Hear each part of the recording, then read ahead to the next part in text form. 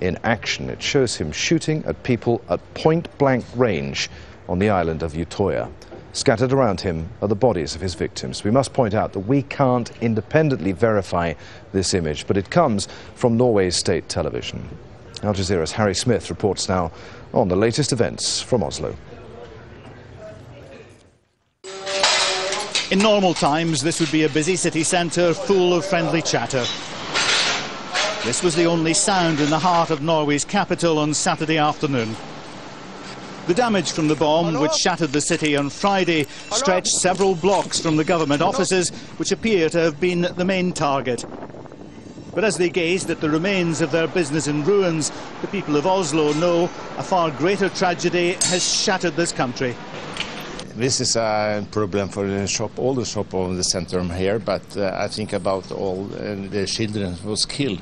This is all the parents and all. This is very, very sorry for all this.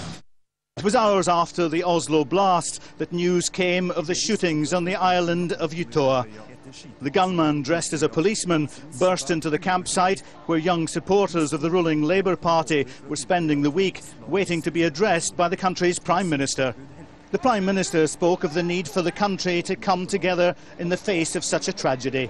I think the responsibility of me as Prime Minister and the rest of the government is to be present, is to convey to the Norwegian people the solidarity, the very strong human feelings we all feel. Some of the youngsters tried to escape by swimming to the nearby shore. The gunman fired at them while they were in the water, picking them off one by one. He had a bag with many weapons and such an ammo. He had a lot of ammo, yeah. He looked like a police officer. He had all the clothes and the gun and everything. Mm-hmm.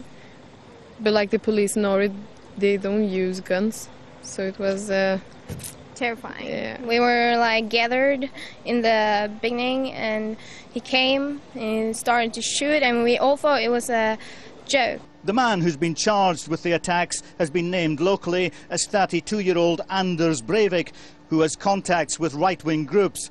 His motives for such a devastating attack have baffled those who've studied right-wing extremists in Norway. How much of a shock is it to people in Norway that this was an attack carried out by one of their own? It's a huge shock. I think we all thought that right-wing extremism was something that was largely under control. We had glimpses of it back in the 1980s. The last action was against a mosque in Oslo in 1988, where nobody were seriously injured and nobody were killed. And the main attention, of course, in recent years has been against international Islamist extremism, not against homebred right-wing extremism. As they begin to clear up the debris, the people of Oslo say it'll be a long time before they get over the shock of what's happened here. For the families of those who died, it could be generations before they recover from the tragedy that has hit Norway. Harry Smith, Al Jazeera, Oslo.